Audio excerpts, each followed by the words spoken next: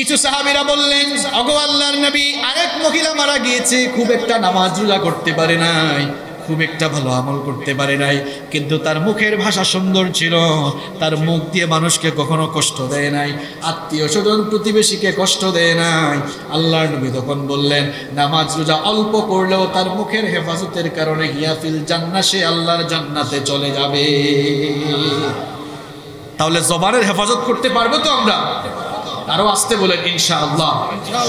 এই জন্য নবীজি বলেছেন, বুখারীর বর্ণনা, মুসলিমের বর্ণনা, মান কানা ইউমিনু বিল্লাহি ওয়াল ইয়াউমিল আখির ফালইয়াকুল খায়রান আও লিয়াসমুত। তোমাদের মধ্যে যারা আল্লাহ আর আখিরাতের প্রতি ঈমান এনেছে, হয় সে উত্তম কথা বলবে, নইলে চুপ থাকবে। এই জবান দিয়ে হয় ভালো কথা বলেন, ভালো কথা বলতে না বলে চুপ চুপ চুপ চুপ থাকেন, চুপ থাকেন, না হয় ভালো কথা বলে। এটা বলেছেন মুহাম্মদ সাল্লাল্লাহু, একটু সাল্লাল্লাহু আলাইহি ওয়াসাল্লাম জবান থেকে বের হয় না। এক ভয়ঙ্কর সতর্কবার্তা দিলেন নবীজি। নবীজি বললেন, আমার নাম শোনার পরে যে আমার উপর দুরুদ হিসাবে সাল্লাল্লাহু আলাইহি ওয়াসাল্লাম পড়লো না, সাল্লাল্লাহু আলাইহি ওয়াসাল্লাম এটা দুরুদ। এটা অর্থ কি? নবীজির উপরে দুরুদ বর্ষিত হোক, শান্তি বর্ষিত হোক। নবীজি বলছেন, যে আমার নাম শুনে দুরুদ পড়লো না, সেজন্য তার ঠিকানা জাহান্নামে করে নেয়। আমরা কি জাহান্নাম থেকে বাঁচতে চাই কি চাই না? তাহলে নবীর নাম শুনলেই বলবো সাল্লাল্লাহু আলাইহি ওয়াসাল্লাম। তাহলে জবানের অপব্যবহার হচ্ছে এই জবান দিয়ে কষ্টদায়ক কথা বলে মানুষকে কষ্ট দেওয়ার কারণে। ঘুম পাচ্ছে আপনাদের? 10-15 মিনিট থাকা যাবে তো আরো। নাম্বার 7, এই জবানের হক আমরা কিভাবে নষ্ট করছি দেখেন।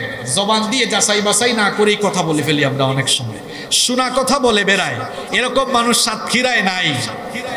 শুনছে, একটা কথা শুনছে, এরপরে বলে বেড়াচ্ছে, কথা সত্য না মিথ্যা যাচাই বাছাই করলো না। এরকম শোনা কথা কানে নিয়ে বলে বেড়ায়, এরকম আছে তো। নবীজি বলেছেন, কাফা বিল মারই কাযিবান আন ইউহাদ্দিসা বিকুল্লি মা সামিআ।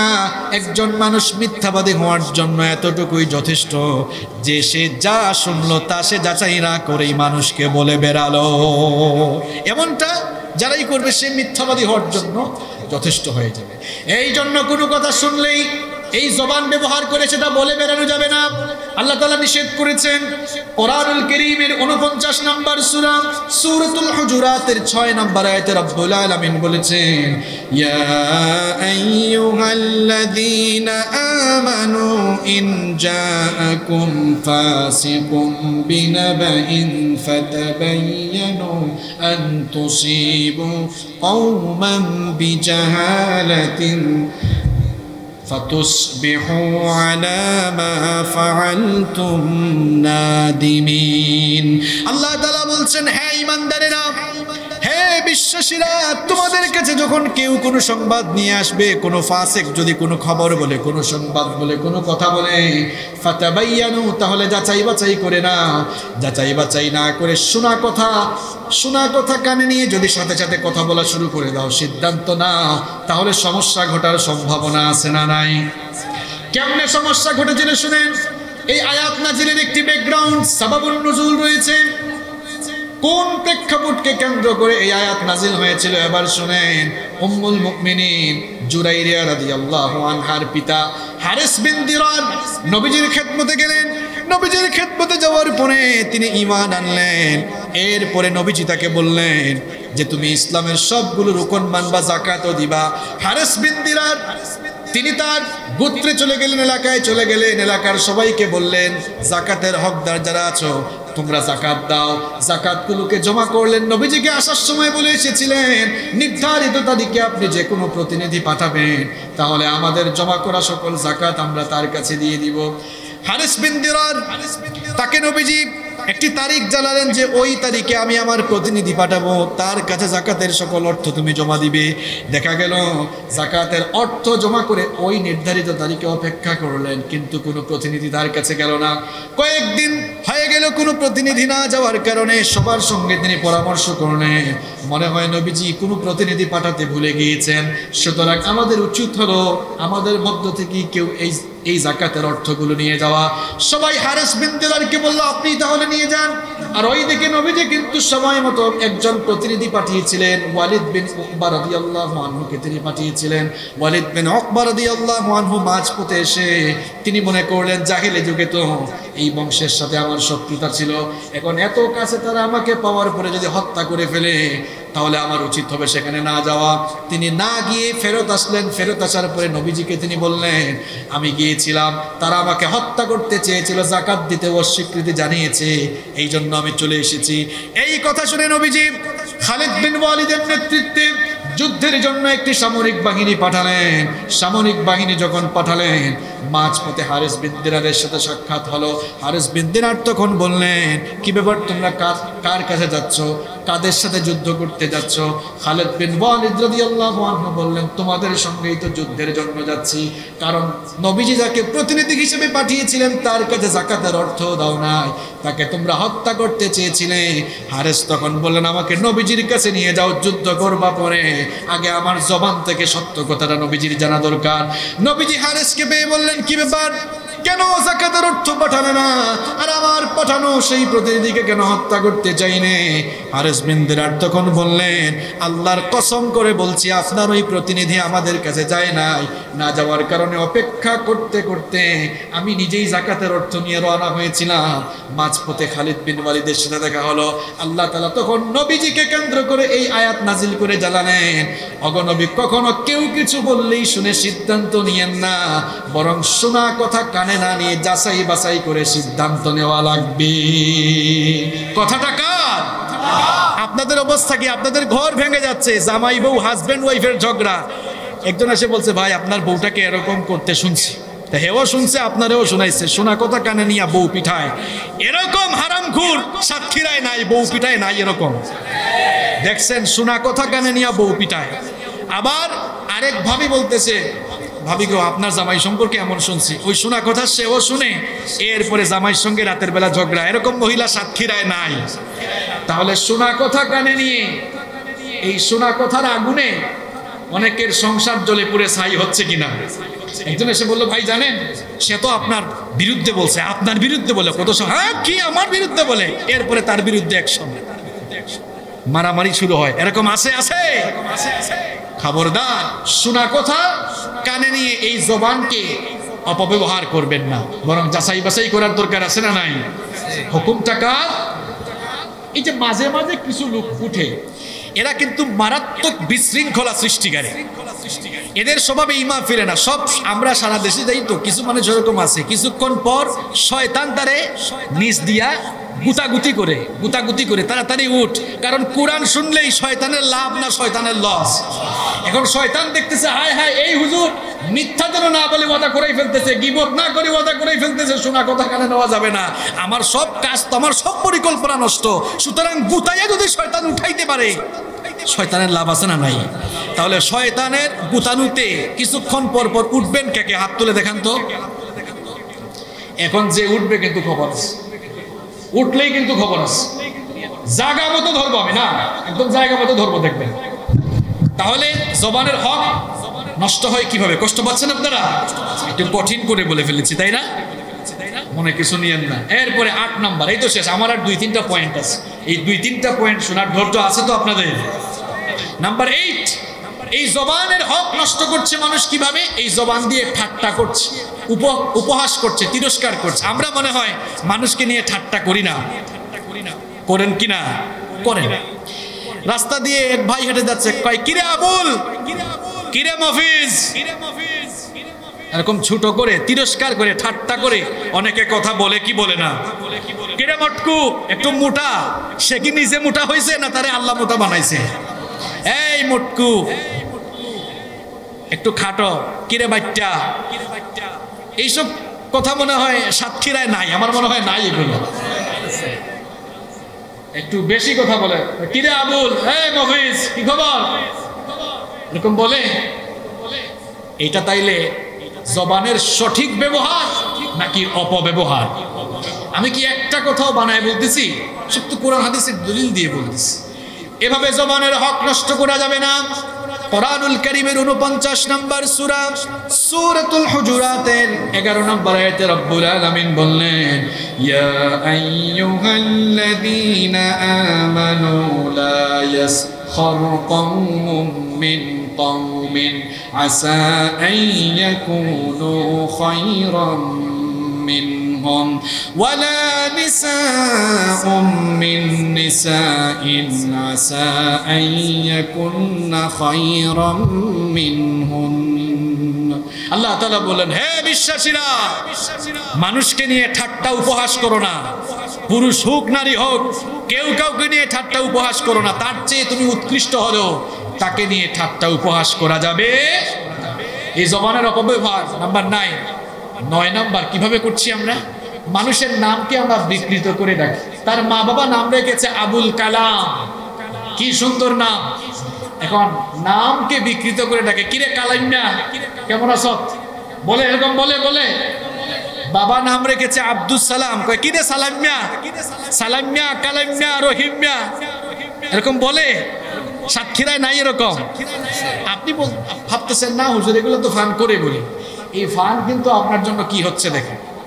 রব্বুল আলামিন সূরা হুজুরাতে সতর্ক করলেন, ওয়ালা তানাবাযু বিল আলকাব বিসাল ইসমুল ফুসুক বাদাল ঈমান। ঈমান আনার পরে কাউকে নাম বিকৃত করে ডাকা বড় অন্যায় কাজ, ফাসিকি কাজ। এইজন্য আল্লাহ তাআলা বললেন, ওয়ালা তানাবাযু বিল আলকাব, মানুষকে মন্দ নামে ডেকো না, মানুষের নামটাকে বিকৃত করে ডেকো না। হুকুমটা, অর্ডারটা কার? তাহলে আজকে থেকে মানুষের নাম বিকৃত করে ডাকবেন। অনেকে তো আছে একটু ক্ষমতা টমতা পাইয়া হুজুরদের নামও বিগ্রায়, হুজুরদের নাম নিয়েও তামাশা করে। কি আছে ওগো? কিয়ামতের দিন তো আল্লাহ এই ঠুটার জবানে তালা লাগাবেন। কি এটা মনে হয় কোরআনে নাই? আল ইয়াউমা নাখতিমু আলা, বহু ফডর করছেন, আল্লাহ কিন্তু ধরবে। যা মন চায় তা বলিয়েন না। আমরা অনেক সময় যা মন চায় তাই বলি, মনে করি আমরা তো প্রোটেকশনের ভিতরে আছি, আমাদেরকে আর পায় কে? মনে রাখবেন, প্রোটেকশন নিয়ে মানুষের রোশানল থেকে বাঁচা যায়, কিন্তু সারা দুনিয়ার প্রোটেকশন নিয়ে আল্লাহর রোশানল থেকে বাঁচা যায় না। এই ঠিক বলার জন্য এটা বলে নাই। এবার শুনেন কেন বললাম। 3 সপ্তাহ আগে একটা ঘটনা ঘটেছে, আপনারা জানেন। সুইডিশ এক কার্টুনিস্ট লার্স ভিক্স, নাম রাখছে রে বাবা ভিক্স। মাথা ব্যথা পেলে যে মানুষ মলম লাগায়, আমার বাড়ির তো সিলেটে, এটাকে আঞ্চলিক ভাষায় আমরা বলি ভিক্স। আপনারা কি বলেন জানি না, হ্যাঁ আপনারাও ভিক্স বলেন, তো মিল আছে তো আপনাদের সাথে আমার। ভিক্স মিল আছে কি? এটা তো মিল আছে। আচ্ছা, এই ভিক্স কি করেছিল আপনারা জানেন? আচ্ছা, নবীজিকে আমরা ভালোবাসি কম না বেশি? শুধু কি বেশি না, আমাদের জীবনের চেয়ে বেশি। আমরা কেউ আওয়ামী লীগ করি, কেউ বিএনপি করি, কেউ জামাত, কেউ চরমুনাই, এগুলো আমরা আমাদের মতো করি, কিন্তু ইসলাম নিয়ে আমাদের মধ্যে কোনো বিরোধ, নবী নিয়ে কোনো ঝামেলা। নবীর বিরুদ্ধে, ইসলামের বিরুদ্ধে যারাই কথা বলবে, আমরা আওয়ামী লীগ, বিএনপি, জামাত, জাতীয় পার্টি, চরমুনাই সব ভুলে গিয়ে আমরা নবী প্রেমে তখন ঐক্যবদ্ধ হয়ে যাই। এটি হচ্ছে বাংলার মুসলমানদের বৈশিষ্ট্য। তো এই লার্স ভিক্স, সে 2007 সালে নবীজির কার্টুন বানিয়েছিল, আপনারা সবাই জানেন। এরপর থেকে তাকে যেন মানুষ আক্রমণ না করে, একটু মানুষের রোশানল থেকে যেন বাঁচা যায়, 2007 সাল থেকে পুলিশি প্রোটেকশন নিয়ে চলাফেরা করতো। আপনারা জানেন, এই 3-4 সপ্তাহ আগে পুলিশের গাড়িতে থাকা অবস্থায় অ্যাক্সিডেন্ট করলো, আগুন ধরলো। কোনো সংবাদ মাধ্যমে দেখেছি, আগুন নেভানোর কাজে যখন ফায়ার সার্ভিস এসেছে, আগুন নেভানোর কাজে যখন আসছে, আগুন নাকি আরো বাড়ছে। আল্লাহ পাক ভালো জানেন, হতেও পারে, কারণ আল্লাহর গজব আসলে কেউ আটকাতে পারবে না। দেখেন এই কথা কেন বললাম। আমরা অনেক সময় কিছু ক্ষমতা পাইয়া মুখ দিয়ে যা আসে তাই বলি, হুজুরদের বিরুদ্ধে, ইসলামের বিরুদ্ধে যা মন চায় তাই বলি, আর মনে করি আমাকে আর কে পায়? হ্যাঁ, যে বডিগার্ড চতুর্দিকে ঘেরাও করে রাখা, কে আর পায়? মানুষের রোশানল থেকে আমি এমনি হেফাজতে থাকবো। লার্স ভিক্স থেকে শিক্ষা নিতে হবে। 2007 সাল থেকে 2021 সাল 14 বছর পুলিশি পাহারায় ছিল। পুলিশি পাহারায় থেকে মরার আগ পর্যন্ত মানুষের রোশানল থেকে সে বেঁচেছে ঠিক, কিন্তু নবীকে বেইজ্জত করার কারণে, ইসলামের বিরোধিতার কারণে পুলিশি প্রোটেকশনে থেকেও আল্লাহর রোশানল থেকে নিজেকে বাঁচাতে পারে না। আল্লাহর বিরুদ্ধে, আল্লাহর দ্বীনের বিরুদ্ধে গেলে পরিণতি কিন্তু ভালো হয়। আমরা সবাই আল্লাহর দ্বীনের পক্ষে, ঠিক কি না? আল্লাহ আমাদেরকে কবুল করেন। তাহলে 9 নম্বর কি বললাম? নাম বিকৃত করে ডাকা যাবে না। নাম্বার 10 নম্বর হলো এই জিহ্বা, এই মুখ ব্যবহার করে কাউকে অপবাদ দেওয়া যাবে না। এখন তো আমরা অপবাদ দিতে দিতে কোরআনের খেদমত যারা করেন, যারা খেদমত করে করে ইতিহাসে স্বর্ণাক্ষরে নাম লিখিয়েছেন, তাদেরকেও আমরা ধর্ষণকারী, লুণ্ঠনকারী বানায় ফেলেছি। কি অবস্থা! আপনার মুখ দিয়ে যা আসে তাই বলতেছেন, আপনি মুখ দিয়ে যা আসে তাই বলতেছেন। দেখেন জবান দিয়ে কি করছেন আপনি। গুনাহ করতে করতে গুনাহের পাহাড় বানিয়ে ফেলেছেন এই জবান দিয়ে। আপনি শুধু এই জবানেই, মুখ দিয়ে আপনি গুনাহের বিশাল পাহাড় তৈরি করে ফেলেছেন। আজ এই মাহফিলে তওবা করে বাড়ি যান, এই পাহাড় কাটেন। এই পাহাড় কাটা মানে আপনারা আবার এখন আমার এই কথা শুনে কুদাল নিয়ে আগামীকাল থেকে পাহাড় কাটা শুরু করে দিয়েন না, তাহলে নিজেরাই বিপদ আনবো। এটা কিসের পাহাড়? কিসের পাহাড়? গুনাহের পাহাড় আমরা কাটবো। তওবা করে আমরা এই রাস্তা থেকে ফিরে আসবো, জবানের হেফাজত করব। পারবো তো ইনশাআল্লাহ?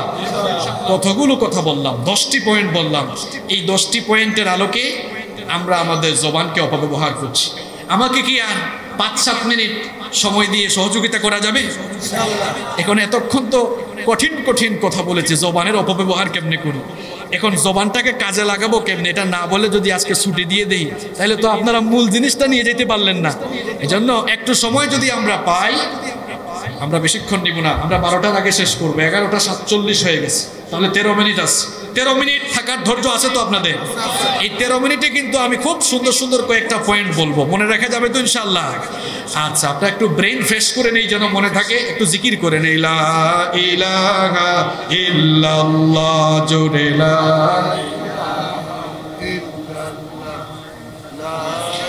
তো মোহব্বতে, লা ইলাহা ইল্লাল্লাহ, লা ইলাহা ইল্লাল্লাহ।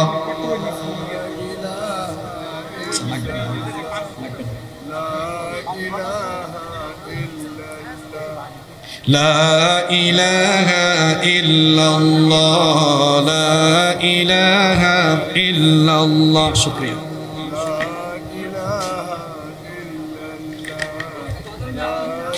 লা ইলাহা ইল্লাল্লাহ মুহাম্মাদুর রাসূলুল্লাহ সাল্লাল্লাহু।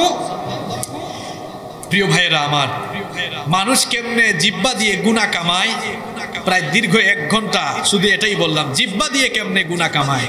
এবার এই জিহ্বা দিয়ে কেমনে আপনি নেকির পাহাড় বানাবেন, এই জিহ্বা দিয়ে আপনি কেমনে নেকির পাহাড় বানাবেন, সেটাই আপনাদেরকে শোনাচ্ছি। আমরা মন ভরে শুনবো ইনশাআল্লাহ।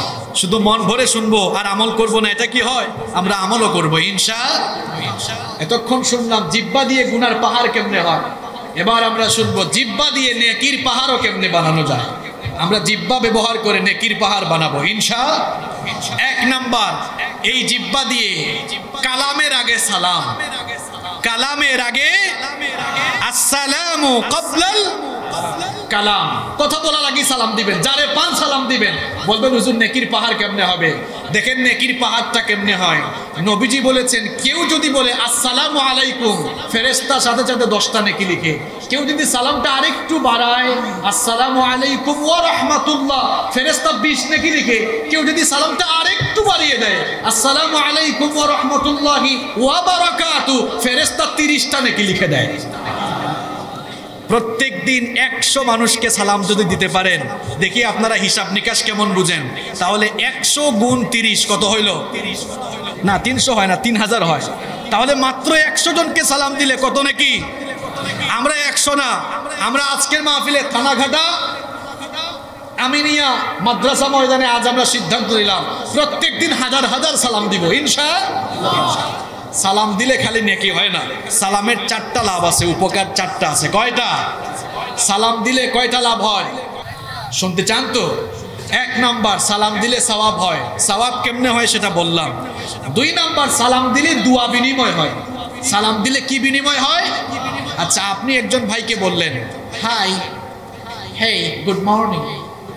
মনে করেন সে সকালবেলা বউর সাথে ঝগড়া করে আসছে, আর আপনি গিয়ে বলতেছেন গুড মর্নিং। সুযোগ যদি পায় কানের পাশে থাকপল লাগায় বলবে বেটা এটা কি গুড মর্নিং, এটা তো আমার জন্য ব্যাড মর্নিং। কিন্তু যতই তার মন খারাপ থাকুক না কেন, আপনি যদি গিয়ে বলেন আসসালামু আলাইকুম, মন খারাপ করবে নাকি সালামের জবাবটা দিবে? কারণ সালাম মানে দোয়া। এটার অর্থ কি? আসসালামু আলাইকুম ওয়া রাহমাতুল্লাহি ওয়া বারাকাতুহু, তোমার উপরে আল্লাহর শান্তি, রহমত, বরকত নাজিল হোক। সেও আবার জবাবের মাধ্যমে আপনাকেও দোয়া করলো, ওয়া আলাইকুমুস সালাম ওয়া রাহমাতুল্লাহি ওয়া বারাকাতুহু, তোমার উপরেও আল্লাহর শান্তি, রহমত, বরকত নাজিল হোক। সুবহানাল্লাহ। তবে সালামটা শুদ্ধভাবে দিতে হবে। আপনারা অনেকে বলেন আসসালামু আলাইকুম, সালাম আলাইকুম, এটা তো বেশি মারাত্মক। সাম, এখানে আলেমরা বসে আছেন, সাম মানে কি? মৃত্যু। সাম মানে মৃত্যু। সাম সাম সাম মানে মৃত্যু। তাইলে সালাম আসসালামু আলাইকুম, তোমার উপর শান্তি বর্ষিত হোক, সে বলতেছে সালাম আলাইকুম মানে তুই মরি যা। কথা ছিল দোয়া করবে, এখন কি বলতেছে? তুই মরি যা। একটু নোয়াখাইল্লা ভাষায় বললাম আর কি, তুই মরি যা। আর আমরা সিলেট হয় তুই মরি যা, গিয়া যা। শোনেন, অমুসলিমরা সালাম দিলে সালামের জবাবে শুধু ওয়ালাইকুম বলতে হয়। কেন বলতে হয়? এখানে আলেমরা বসে আছেন। একবার নবীজি বসে আছেন, পাশে আম্মা জান আয়েশা রাদিয়াল্লাহু আনহা। আম্মা জান আয়েশা রাদিয়াল্লাহু আনহাকে নবীজির প্রিয়তমা স্ত্রী, যিনি নবীজিকে কাছ থেকে দেখেছেন। এক ইহুদি সালাম দিল, নবীজি বললেন ওয়ালাইকুম। আম্মা জান আয়েশা রাদিয়াল্লাহু আনহা বললেন, নবীজি আপনাকে একটা লোক সালাম দিল আর আপনি শুধু ওয়ালাইকুম বললেন, একটু বাড়ালেন না কেন? নবীজি বললেন, আয়েশা তুমি জানো না এই ইহুদি আমার সঙ্গে টিটকারি করছে। সে বলেছে আসসালামু আলাইক, আসসালামু, লাটা বাদ দিয়ে ফেলছে টেকনিকে, আসসালামু আলাইক। দেখছেন, আসসালামু আলাইক মানে তোমার মৃত্যু হোক। এই জন্য আমিও বলছি ওয়ালাইকুম, আমারে যা বলছো তোরা যেন তাই হয়। উদ্দেশ্য ভালো হইলে ভালো, খারাপ হইলে খারাপ।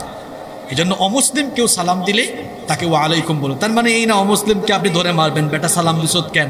ইসলাম এমন না। যারা অমুসলিমকে গালি দেয়, অমুসলিমদেরকে নির্যাতন করে, অমুসলিমদের উপাসনালয়ে হামলা চালায়, আল্লাহর কসম তারা মুসলমান নয়, ইসলামের বন্ধু নয়, এরাই ইসলামের আসল দুশমন। অমুসলিমদেরকে ধর্মীয় নিরাপত্তা দেওয়া এটা আপনার ইমানি দায়িত্ব। যদি আপনার আশেপাশে অমুসলিমরা একটু নিরাপদে থাকতে পারে না, কিসের মুসলমান হইলেন আপনি? এই যে কিছুদিন আগে আমাদের দেশে যা ঘটনা ঘটলো, দুঃখজনক না? এটা কেউ কখনো করবেন না। আল্লাহর ওয়াস্তে অমুসলিমদেরকে গালি দিয়েন না, তাদের উপাসনালয়ে হামলা চালাইয়েন না। হামলা চালানো দূরের কথা, পারলে তাদেরকে পাহারা দিবেন, নিরাপত্তার ব্যবস্থা করবেন। এই দীক্ষা, এই শিক্ষা আমাদেরকে ইসলাম দিয়েছে। পারবো তো ইনশাআল্লাহ? আপনারা তো খুব আবেগী। ঘটনা ঘটে কুমিল্লায়, ভাঙ্গাভাঙ্গি হয় চাঁদপুরে, সাতক্ষীরায়। পাইছেনটা কি আপনারা? এই দেশে প্রশাসন আছে না? আপনি দেখেন প্রশাসন ব্যবস্থা নেই কিনা। নিয়েছে হতো, ধরছে হতো। এক জায়গায় ধরলো, আপনি আরেক জায়গায় দাঙ্গা হাঙ্গামা লাগাই দিলেন। এগুলোর কারণে সাম্প্রদায়িক দাঙ্গা, বিশৃঙ্খলা বাড়ে না কমে? আমরা বিশৃঙ্খলার পক্ষে না শান্তির পক্ষে। তো শান্তি কি এমনি হয়? যে ইমানি জজবা আপনি দেখান, বাপরে বাপ। একটা ঘটনা ঘটেছে, এই দেশের সরকার, প্রশাসন আছে না নাই? সহযোগিতা করে। আমরা বিশৃঙ্খলার পক্ষে নই, শান্তির পক্ষে। আল্লাহ আমাদেরকে বুঝার তৌফিক দান করেন। তাহলে সালামের উপকার কয়টা জানি বলছিলাম? 1 নাম্বার, সালাম দিলে কি হয়? সওয়াব হয়। 2 নাম্বার, সালামের মাধ্যমে দোয়া বিনিময় হয়। 3 নাম্বার, সালাম দিলেই বরকত হয়। সালাম দিলেই কি হয়? বরকত হয়। কারণ সালামে বরকত একটি শব্দ আছে না নাই? আসসালামু আলাইকুম ওয়া রাহমাতুল্লাহি, আপনি দোয়া করেন বরকত নাজিল হোক। আর আনাস রাদিয়াল্লাহু আনহুকে নবীজি একদিন বললেন, আনাস তুমি যখন ঘরে ঢুকবি তখন সালাম দিবে, কারণ এই সালাম তোমার আর তোমার ঘরের মানুষের জন্য বরকত নাজিল হওয়ার কারণ হয়ে যাবে। সুবহানাল্লাহ। তাহলে সালামের 3 নাম্বার উপকার, সালাম দিলে কি হবে?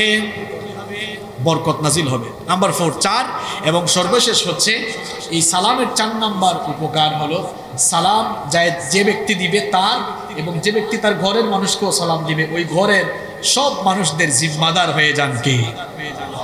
সুবহানাল্লাহ। এত নাকি? তাহলে সালাম বেশি বেশি দিবেন না সালাম নিবেন? আপনারা তো দেন না, দাঁড়ায় থাকে, কয় আমি দিব কেন? আমি সমাজের বিশিষ্ট মানুষ। মুরব্বী দেখো না, দাড়ি দাড়ি সাদা হয়ে গেছে। এক মুরব্বী চৌরাস্তায় দাঁড়িয়ে আছে, কিছু যুবক যাচ্ছে হেঁটে, সালাম দেয় না। এই বেয়াদব, এদিকে তোর বাপের নাম কি রে? সালাম দিলি না কেন বেটা? আদব কায়দা শিখোস নাই? চাচা আপনি সালাম দিলে কি হইতো? আপনি যদি সালামটা এই যুবকদেরকে দিতেন, এমন লজ্জা পাইতো আপনাকে পরের দিন দেখলে 2 কিলোমিটার দূরে দেখলে হে রেডি থাকতো, বাপরে চাচা কিন্তু সাংঘাতিক, পাইলেই সালাম দেয়, আমি আজকে আগে দিব, ঠিক কি না? তাহলে তাকে না ধমকাইয়া যদি নিজেই সালাম দিতেন, একদিকে তারে সালাম দেওয়ার কারণে আপনি বেশি সওয়াব পেতেন, অন্যদিকে সে আপনার কাছ থেকে সালামের ট্রেনিংটা পেয়ে যেত, ঠিক কি না? তাহলে আমরা সালাম দিতে পারবো তো? আমরা এখন কথা বলছি আলোচনার শেষ দিকে। প্রথম দিকে কথা বলেছি জিহ্বা দিয়ে কেমনে মানুষ গুনার পাহাড় তৈরি করে, এখন কথা বলছি এই জিহ্বা দিয়ে কেমনে নেকির পাহাড় বানানো যায়। 1 নাম্বার কালামের আগে 2 নাম্বার কথা বলার সময় সতর্ক থাকবো, কারণ রব্বুল আলামিন বলেছেন মা ইয়ালফিযু মিন কওলিন ইল্লা লাদাইহি রাকীবুন আতীদ। মানুষ এমন কোনো কথা বলে না যা রেকর্ড হয় না। আমি শুরু থেকে এখন পর্যন্ত যত বক্তব্য দিচ্ছি এই ক্যামেরা দিয়ে রেকর্ড হয়েছে নাকি হয় নাই? এই ক্যামেরা যারা বানিয়েছে সে কি তার নিজের জ্ঞান দিয়ে বানিয়েছে না আল্লাহর দেওয়া জ্ঞান দিয়ে বানিয়েছে? আল্লাহর দেওয়া জ্ঞান দিয়ে মানুষ ক্যামেরা আবিষ্কার করে যদি মানুষের কথা ভিডিও অডিও ধারণ করে রাখতে পারে, এই মানুষকে যিনি জ্ঞান দিয়েছেন তিনি বুঝি আমার আপনার কথা রেকর্ড করে রাখতে পারবেন না? ওই রব বলছেন তোমাদের সব কথা রেকর্ড হয়। সুতরাং এই জিহ্বাকে সংযত করব আমরা, অসংলগ্ন কথা বলবো না, অসংযত হয়ে যাব না, সতর্ক হয়ে কথা বলবো ইনশাআল্লাহ। এরপরে আসেন আমরা এই জিহ্বা দিয়ে কেমনে নেকির পাহাড় তৈরি করব। নাম্বার 3 নাম্বার হচ্ছে উত্তম কথা বলবো, ভালো কথা বলবো। আল্লাহ তাআলা কোরআনে বলেছেন কুলু লিন্নাসি হুসনা, সুন্দর ভাষায় কথা বলো, একটু হাসি মুখে কথা বলেন। কিছু মানুষ আছে দেখবেন মুখটাকে পেশার মতো বানায় রাখে, সারাদিন আছে হাসি নাই। এমন অবস্থা কেন? আপনার মুখে হাসি টাসি নাই? নবীজি বলেছেন হাসি মুখে কথা বলাও একটি সাদকা। সুবহানাল্লাহ। হাসি মুখে সুন্দর ভাষায় মানুষের সাথে আমরা কথা বলবো ইনশাআল্লাহ। এরপরে আসেন নাম্বার 4 নাম্বার হচ্ছে আমরা আমাদের এই জিহ্বাকে অনর্থক কথা থেকে বিরত রাখবো, কারণ মুমিনের স্বভাব হলো ওয়াল্লাযীনা হুম আনিল লাগওয়ি মুআরিদুন। আল্লাহ তাআলা বলেছেন মুমিন তো তারা, those who avoid vain talk, যারা অনর্থক কথা থেকে নিজেদেরকে হেফাজতে রাখে। তাহলে আমরা এই জিহ্বা দিয়ে অনর্থক কথা বলবো না ইনশাআল্লাহ। কাজের কথা বলবো, দরকারি কথা বলবো। এখন তো আমরা আপনাদের এলাকায় টঙের দোকান আছে, আপনাদের এলাকায় মনে হয় অন্য কিছু বলে, যাই হোক, ওই যে গ্রামে গঞ্জে চায়ের কিছু দোকান ছোট ছোট থাকে না, চায়ের স্টল বলেন আপনারা। এখন বাংলাদেশের 2nd পার্লামেন্ট হলো ওই চায়ের দোকানগুলো। দোকানে যে চা বিক্রেতা সেই স্পিকারের ভূমিকায় থাকে, সবাইকে চা দেয়, আর যারা চা খায় এরা সবাই সাংসদের ভূমিকায় অবতীর্ণ হয়ে সবাই তখন আশপাশে কি হয় যত হাবিজাবি অনর্থক কথা সব সেখানে বলে, আছে না নাই? এটা মুমিনের স্বভাব, এগুলো থেকে আমরা বিরত থাকবো ইনশাআল্লাহ। নাম্বার 5 নাম্বার হচ্ছে গাধার মতো কথা বলবো না, গাধার স্বরে কথা বলবো না, নম্র হয়ে কথা বলবো। লুকমান আলাইহিস সালাম, লুকমান হাকিম, তিনি তার ছেলেকে কিছু সুন্দর উপদেশ দিয়েছিলেন। তার মধ্যে এই উপদেশটাও দিয়েছিলেন যে বাবারে নম্র ভাষায় সুন্দর ভাষায় কথা বলবে। তার এই উপদেশ আল্লাহর কাছে এত ভালো লেগেছে, সূরা লুকমানে আল্লাহ এটা ঢুকিয়ে দিয়েছেন। তিনি বলেছিলেন ওয়াকসিদ ফি মাশিকা ওয়াগদুদ মিন সাউতিক ইন্না আনকারাল আসওয়াতি লাসাউতুল হামিদ। চলার সময় মধ্যম পন্থা অবলম্বন করো, দম্ভ ভরে হেঁটো না, বিচরণ করো না, দম্ভ ভরে বিচরণ করো না, আর গলার আওয়াজ নিচু করো, কর্কশ ভাষায় কথা বলো। নাম্বার 6 নাম্বার হচ্ছে হিকমতের সাথে বুদ্ধিমত্তা খাটিয়ে কথা বলা, ব্যক্তিত্ব মেইনটেইন করে কথা বলা। নাম্বার 7 নাম্বার এই জবান দিয়ে দাওয়াতি কাজ করা, যে যতটুকু পারেন দাওয়াতি কাজ করবেন, কারণ কথার মধ্যে সবচেয়ে দামি কথা হলো দাওয়াতি কথা, আল্লাহর দিকে মানুষকে ডাকা। বলেছেন কে? আল্লাহ তাআলা বলেছেন ওয়ামান আহসানু কাওলাম মিম্মান দাআ ইলাল্লাহি ওয়া আমিলা সালিহান ওয়া ক্বালা ইন্নানি মিনাল মুসলিমিন। তার কথার চাইতে আর কার কথা উত্তম ভালো হতে পারে যে তার কথা দিয়ে মানুষকে আল্লাহর দিকে ডাকে। সুবহানাল্লাহ। তাহলে এই জবান দিয়ে মানুষকে কার দিকে ডাকবো? আল্লাহ আর তার রাসূলের দিকে ডাকবো। আল্লাহ তৌফিক দান করেন। নাম্বার 8 নাম্বার হচ্ছে এই জবান দিয়ে খালি মানুষের সাথে তর্ক করব না। অনেকেই বলে আসো বহস করবো, বহস বহস, বহসের সমাধান হয়? তর্ক বিতর্কের সমাধান বাড়ে না সমাধান কমে? আমি আজ পর্যন্ত দেখি নাই তর্ক করে কোনো বিষয়ের সমাধান হইতে। আমি দেখেছি সংলাপের মাধ্যমে সমাধান হতে। আমি তর্ক করে কোনো সমাধান কোথাও হতে দেখি নাই। আমি দেখেছি দুইজন বসে শ্রদ্ধাবোধের সাথে কথা বলে সমাধান করতে। এজন্য আল্লাহ কোরআনে বলেছেন তর্ক করো না, মূর্খদের সাথে তর্ক করো না, এদেরকে সালাম দিয়ে কেটে পড়ো, এদের সাথে কথা বলে খামাখা তুমি তোমার সময় নষ্ট করো না। এটা রহমানের বান্দার বৈশিষ্ট্য নয়, বরং রহমানের বান্দার বৈশিষ্ট্য হলো ওয়া ইবাদুর রাহমানিল্লাযীনা ইয়ামশুনা আলাল আরদি হাওনা ওয়া ইযা খাতাবাহুমুল জাহিলুনা ক্বালু সালামা। রহমানের বান্দার স্বভাবটা কেমন শুনেন। রহমানের বান্দার স্বভাব হলো ওয়াইদা খাতাব, জাহেল মূর্খ অজ্ঞদের সামনে পড়লে কালু সালামা, সালাম দিয়ে বলে ভাই তোমার তর্ক তুমি করো, আমার এত সময় কেটে পড়ে। এরপরে নাম্বার 9, আমরা জিহ্বাকে কেমনে কাজে লাগাবো, জিহ্বা দিয়ে নেকির পাহাড় কেমনে আমরা গড়বো। নাম্বার 9 নাম্বার হচ্ছে, এটা আমার মা বোনদেরকে নিয়ে বলতে চাই। মা বোনরাও তো শুনতেছে তাই না, ইউটিউবেও তারা শুনবে। মা বোনদের উদ্দেশ্যে তো কথা বলা দরকার। এতক্ষণ তো খালি আপনাদের উদ্দেশ্যে যে বলছে তা না, এগুলো মা বোনরা করবে, মা বোনরাও গীবত চুগলখড়ি করবো না। কিন্তু এই পয়েন্টটা শুধু আমার মায়েদের জন্য, আমার বোনদের জন্য, আমার মা বোনদের জন্য আল্লাহ এটা আলাদা স্পেশাল একটা আয়াত নাজিল করেছে। এই মুখ দিয়ে মায়েরা বোনেরা যেন পরপুরুষের সাথে কোমল ভাষায় নরম ভাষায় কথা না বলে অর্ডারটা দিয়েছেন কে? দিয়েছেন কে?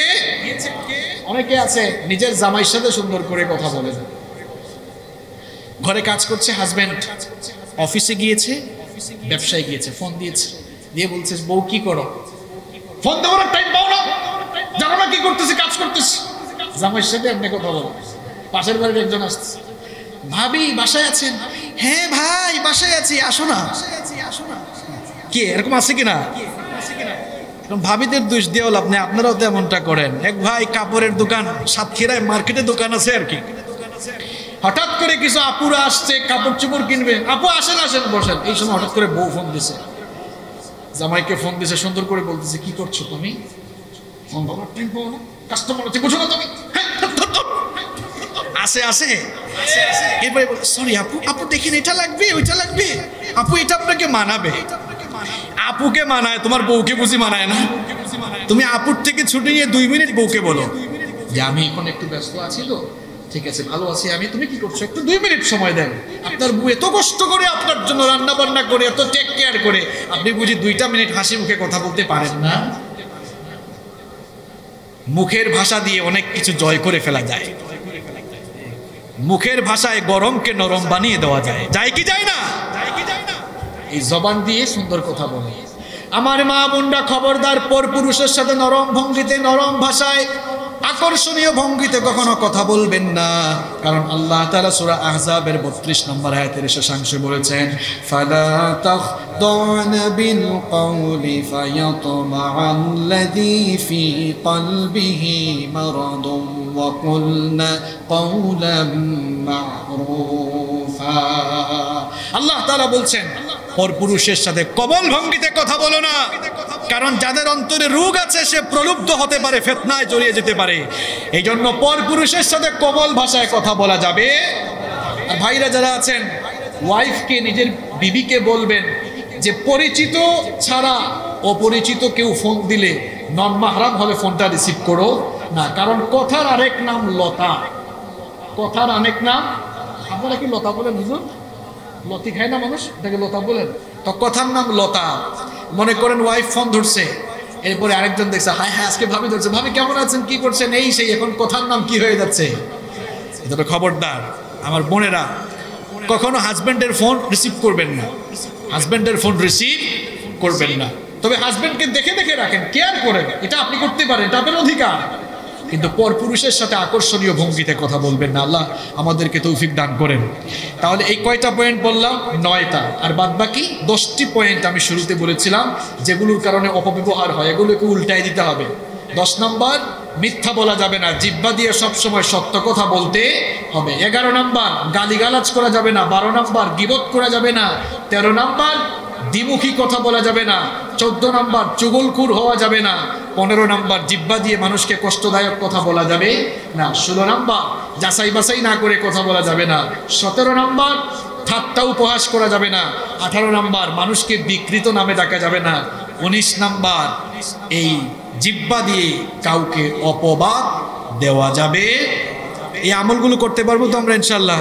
করতে পারলে আমি যে এত কষ্ট করে এসেছি, প্রায় 12-13 ঘন্টা সফর করে আমি এত কষ্ট করে বললাম, বলাটাও সফল। আপনারাও যদি মানতে পারেন তখন এটা সফল এবং সার্থক হবে ইনশাআল্লাহ। আল্লাহ তাআলা যতগুলো কথা আমি বলেছি, যদি মনের অজান্তে কোনো ভুল কথা বলি, আল্লাহ তোমার বান্দাদের অন্তর থেকে সেগুলো মুছে দিও। আর যতগুলো কথা আমি হক সত্য বলেছি কোরআন হাদিস থেকে, প্রথমে আমাকে আর যারা শুনেছেন সবাইকে তুমি আমল করার তৌফিক দান করে দিও। আমি আর কথা বাড়াবো না। আল্লাহর ওয়াস্তে আপনারা কেউ উঠবেন না, রিকোয়েস্ট করছি। গভীর রাত, দোয়া কবুলের সময়। আর কোনোদিন হয়তো আমরা দোয়া করার সুযোগ নাও পাইতে পারি, হয়তো আগামীকাল সকাল আমাদের কবরে গিয়েও কাটাইতে হতে পারে। সুতরাং আসুন, গুনাহ করেছি, গুনাহের জন্য মাফ চাই। কেউ উঠবেন না। মুনাজাতের আগে কমিটির বক্তব্য থাকলে আমরা শুনবো, এরপরে মুনাজাতে যাব ইনশাআল্লাহ।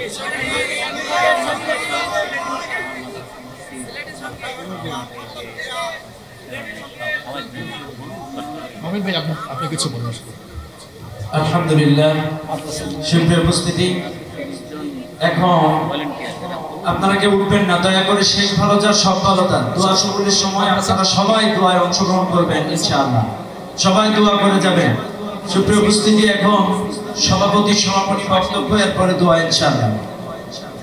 সভাপতি বক্তব্য দিচ্ছেন আজকের মাহফিলের সম্মানিত সভাপতি আলহাজ মর্তব আলী সাহেব, উনি সমাপনী বক্তব্য দিচ্ছেন। ঠিক আছে।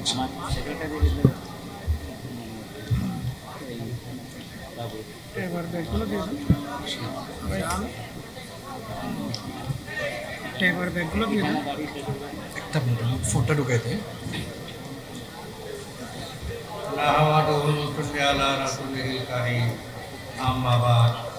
আসসালামু আলাইকুম ওয়া রাহমাতুল্লাহি ওয়া বারাকাতুহু। আমরা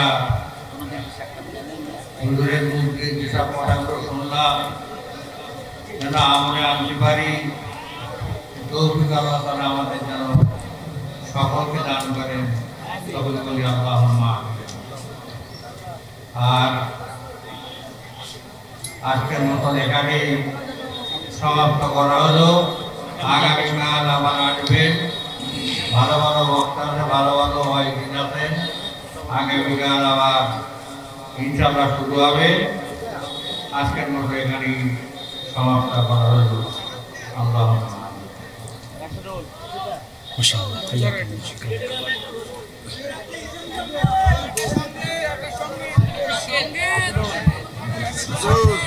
বসেন, সবাই বসেন।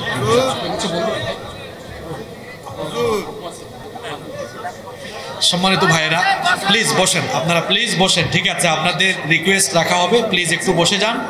মোনাজাতের কথা আপনাদেরকে বলেছি যে গভীর রাত, দোয়া কবুল হবে। বসে যান প্লিজ। আমি তো জানি সাতক্ষীরার মানুষ অত্যন্ত ভদ্র মানুষ, কথা বললে শুনে। ইনশাআল্লাহ সেই ভদ্রতার বহিঃপ্রকাশ আপনারা ঘটাবেন। প্লিজ ভাইয়েরা, যুবক ভাইরা দাঁড়িয়ে আছেন, যুবক ভাইরা বসে যান। ঠিক আছে, একটা গজল শুনতে যাচ্ছেন তাই না? হবে, এখন না বসলে তো হবে না। সবাই বসে যান, ইনশাআল্লাহ হবে।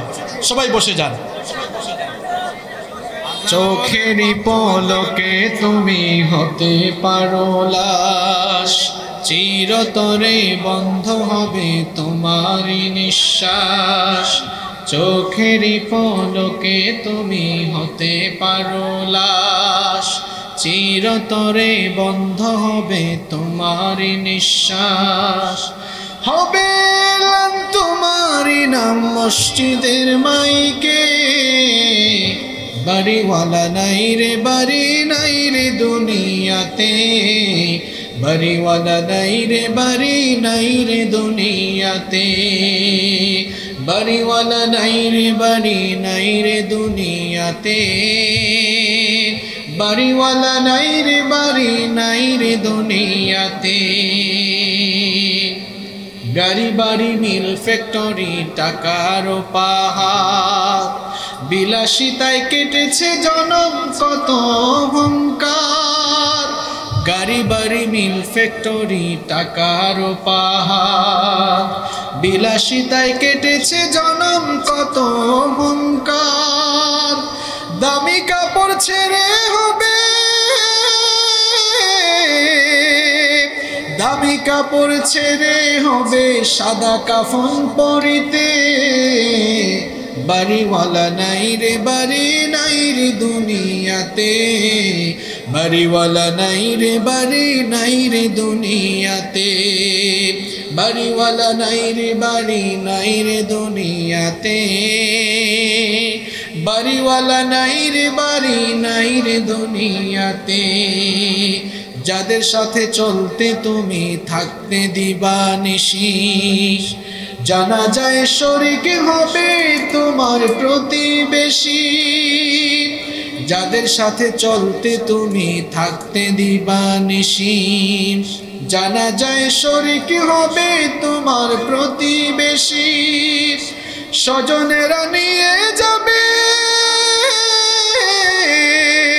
স্বজনেরা নিয়ে যাবে তোমাকে পালকিতে, বাড়িওয়ালা নাই রে বাড়ি নাই রে দুনিয়াতে, বাড়িওয়ালা নাই রে বাড়ি নাই রে দুনিয়াতে, বাড়িওয়ালা নাই রে বাড়ি নাই রে দুনিয়াতে, বাড়িওয়ালা নাই রে বাড়ি নাই রে দুনিয়াতে। এবার বসে যাও। আল্লাহুম্মা আমিন। ربنا ظلمنا أنفسنا وإن لم تغفر لنا وترحمنا لنكونن من الخاسرين ربنا اصرف عنا عذاب جهنم إن عذابها كان غراما ربنا هب لنا من أزواجنا وذرياتنا قرة أعين وجعلنا للمتقين إماما رب العالمين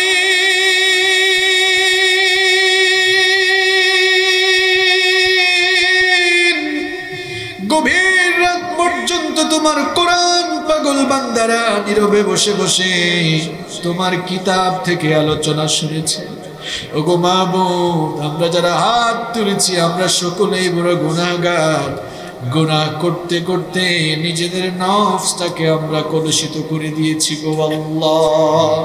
এত বেশি পাপ করেছি, পাপ করতে করতে পাপের সাগরে নিজেকে একেবারে আমরা নিমজ্জিত করে ফেলেছি। রব্বুল আলামিন, যতই আমরা গুনার পাপ করতে করতে নিজেদের জীবনকে কলুষিত করে ফেলি না কেন, তুমি তো বলেছো লা তাকনাতু মির রাহমাতিল্লাহ, বান্দারা তোরা আমার রহমত থেকে নিরাশ হয়ে যাস না। গো মাবুদ, কেবলমাত্র তোমার রহমতের আশা করে জীবনের সমস্ত গুনাহগুলোকে সামনে নিয়ে এতিমের মতো গোলামের মতো মাথাটা নত করে ভিক্ষুকের মতো দুখানা হাত তোমার কাছে তুলেছি গো আল্লাহ রব্বুল আলামিন। বড় আশা করে তোমার কাছে হাত তুলেছি, আমাদেরকে খালি হাতে ফিরাই দিও না গো আল্লাহ রব্বুল আলামিন। তুমি যদি খালি হাতে ফিরাইয়া দাও, আর তো আমাদের কোনো মাবুদ নাই যার কাছে গিয়ে আমরা হাত পেতে চাইবো। ওগো আল্লাহ, তুমি যদি ফিরাই দাও, আর তো কোনো দরবার কোনো দরজায় গিয়ে হাত পাতার জায়গা আমাদের নাই। ওগো মাবুদ, আমরা ছাড়াও তোমার অসংখ্য গোলাম আছে, কিন্তু তুমি ছাড়া তো আমাদের কোনো মাবুদ নাই। ওগো আল্লাহ, সেই জন্য তোমার কাছে আমরা ভিক্ষুকের মতো দুখানা হাত তুলেছি মাবুদ। আমরা আমাদের জীবনে যত গুনাহ করেছি, গুনার দিকে তাকিও না। গুনার দিকে যদি তাকাও, আমাদের মতো গুনাহগারদেরকে ক্ষমা করতে তোমার ইচ্ছে করবে না। ওগো আল্লাহ, আমরা জানি তোমার নাম গফফার। তোমার এই গফফার নামটির খাতিরে, এই নামটির ওসিলায় তুমি আমাদেরকে মাফ করে দাও। ওগো মাবুদ, গুনাহের এই পাহাড় নিয়ে অন্ধকার কবরে গিয়ে আমরা শাস্তি পেতে চাই না। ওগো আল্লাহ, এভাবে আমরা অন্ধকার কবরে গিয়ে গুনাহগার অবস্থায় শাস্তি পেতে চাই না। জানি না কখন আমরা অন্ধকার কবরে চলে যাই। রব্বুল আলামিন প্রযুক্তির এই সমৃদ্ধির যুগে ঘরে বসে গোটা পৃথিবীর খবর নেওয়া যায়। ঘরে বসে কয়েক সেকেন্ডে গোটা দুনিয়ার খবর নেওয়া গেলেও আমরা তো কেউ জানি না আমাদের কার জন্য কাফনের কাপড় এসে দোকানে রেডি হয়ে আছে। গো মাবুদ, এমনও তো হতে পারে আজকের এই মোনাজাত আমাদের কারো কারো জন্য জীবনের শেষ মোনাজাত হয়ে যেতে পারে, আর কোনোদিন হাত তোলার সুযোগ নাও পেতে পারি। ও গো মাবুদ, এই জন্য তোমার কাছে আমরা নিবেদন করছি, আমরা আমাদের জীবনে জানা অজানা শিরক বেদাত সগীরা কবিরা প্রকাশ্য অপ্রকাশ্য যত গুনাহ করেছে সকল গুনাহগুলো তুমি মাফ করে দাও। আমাদেরকে মাসুম বানিয়ে নিষ্পাপ বানিয়ে বাড়ি ফিরিয়ে দাও। রব্বুল আলামিন আমাদের স্ত্রী সন্তান সন্ততি পরিবার পরিজন সকলকে তুমি মাফ করে দাও। রব্বুল আলামিন আমাদের ছেলে মেয়েগুলোকে মাফ করে দাও। আমাদের ছেলে মেয়েগুলোকে আল্লাহওয়ালা মুত্তাকি পরহেজগার বানিয়ে দাও। রব্বুল আলামিন আমাদের কলিজার টুকরা মা বাবাকে মাফ করে দাও। আমাদের যাদের মা বাবা কবরবাসী হয়েছেন কবরগুলোকে জান্নাতুল ফেরদাউস বানিয়ে দাও। আমাদের যাদের মা বাবা বেঁচে আছেন নেক হায়াত বাড়িয়ে দাও। আমাদের মা বাবার খেদমত করার তৌফিক আমাদেরকে দান করে দাও। আল্লাহুম্মা গফিরলি ওয়া লিওয়ালিদাইয়া ওয়া কুল রাব্বিরহামহুমা। আমার ভাইরা পড়েন আমার সাথে, রব্বিরহামহুমা কামা রব্বায়ানি সগীরা। রব্বিরহামহুমা কামা রব্বায়ানি সগীরা। রব্বুল আলামিন এই এলাকায় যত কবরস্থান রয়েছে কবরস্থানের সমস্ত মুর্দেগানদের কবরের আযাব মাফ করে দাও। রব্বুল আলামিন আজকের এই মাহফিলটিকে তুমি কবুল করে নাও। রব্বুল আলামিন যে ময়দানে বসে আমরা কথা বলছি এর পাশেই থানাগাটা আমিনিয়া মাদ্রাসা রয়েছে, মসজিদ রয়েছে। রব্বুল আলামিন এই মাদ্রাসার মসজিদকে তুমি কবুল করে নাও। এই মাদ্রাসার মসজিদের প্রতিষ্ঠা লগ্ন থেকে যে সকল বান্দা বান্দিরা নিবেদিত প্রাণ হয়ে কাজ করেছেন সহযোগিতা করেছেন তাদের মধ্য থেকে যারা দুনিয়া থেকে চলে গিয়েছেন তাদের কবরগুলোকে জান্নাতুল ফেরদাউস বানিয়ে দাও। যারা এখনো বেঁচে আছেন এগুলোর মহব্বতে, যারা কোরআনের মহব্বতে ইসলামের মহব্বতে যারা কাজ করছেন তাদের সকলের হায়াতের মধ্যে বরকত দান করে দাও। রব্বুল আলামিন আজকের এই মাহফিলটিকে তুমি কবুল করে নাও। এই মাহফিল বাস্তবায়ন করতে গিয়ে তোমার যে সকল বান্দা বান্দিরা টাকা দিয়ে পয়সা দিয়ে মেধা শ্রম বুদ্ধি দিয়ে যারা এই যেভাবে সাহায্য সহযোগিতা কষ্ট আর মেহনত করেছেন, আর আমরাও যারা মাহফিলে এসেছি কাল কিয়ামতের কঠিন দিনে এই মাহফিলকে আমাদের সকলের জন্য নাজাতের ওয়াসিলা বানিয়ে দিও। রব্বুল আলামিন মাহফিলে যত উলামায়ে কেরাম কথা বলেছেন তাদের ইলমি যোগ্যতা আরো বাড়িয়ে দাও। আগামীকাল যারা কথা বলবেন তাদেরকে সালামতে এখানে উপস্থিত হওয়ার তৌফিক দান করে দিও। রব্বুল আলামিন মাহফিলে বক্তব্য রেখেছেন আমার অত্যন্ত প্রিয় মানুষ মাওলানা রবিউল ইসলাম। রব্বুল আলামিন তার ইলমি যোগ্যতা আরো বাড়িয়ে দাও, তাকে তুমি কোরআনের জন্য কবুল করে নাও। রব্বুল আলামিন এই মাহফিলের অন্যতম তত্ত্বাবধায়ক আমার অত্যন্ত প্রিয় মানুষ মাওলানা মনোয়ার হোসেন মুমিন ভাইকে তুমি কবুল করে নাও, হায়াতের মধ্যে বরকত দান করে দাও, তার ইলম আর আমলগত যোগ্যতার বহু গুণে তুমি বৃদ্ধি করে দাও।